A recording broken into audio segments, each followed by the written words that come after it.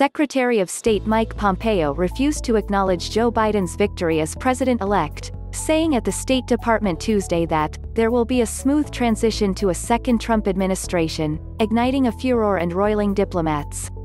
A leading Democrat chastised the secretary for baseless and dangerous attacks on the results of last week's elections, while diplomats at the State Department reacted with disgust and anger at comments they saw as directly undermining their work to promote fair elections and peaceful democratic transitions overseas. Pompeo was asked if the State Department is preparing to engage with the Biden transition team and, if not, whether a delay could pose a risk to national security. "The world is watching what's taking place," he continued, speaking at a briefing for reporters. "We're gonna count all the votes. When the process is completed, there'll be electors selected. There's a process, the Constitution lays it out pretty clearly. The world should have every confidence that the transition necessary to make sure that the State Department is functional today, and successful with a president who's in office on January 20th a minute after noon, will also be successful," he said.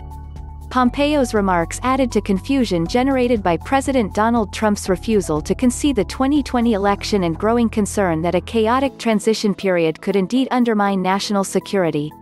Senior Republican lawmakers and other cabinet officials have also been silent about the former vice president's projected victory.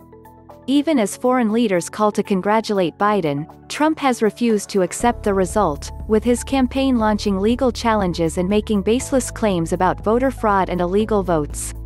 On Monday, his attorney general authorized federal prosecutors to investigate allegations of voter irregularities, a directive that led the Justice Department's top election crimes prosecutor to resign. Pompeo sidestepped when asked whether he believed there was massive voter fraud. He said, "I'm getting calls from all across the world. These people are watching our election. They understand that we have a legal process." CNN has asked the State Department for clarity on Pompeo's remarks.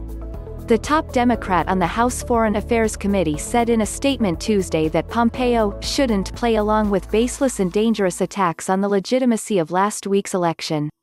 In fact, all administration officials should drop their false claims about electoral fraud, and the General Services Administration should release the funding and support necessary for a smooth transition that protects our national security, Chairman Eliot Engel of New York said.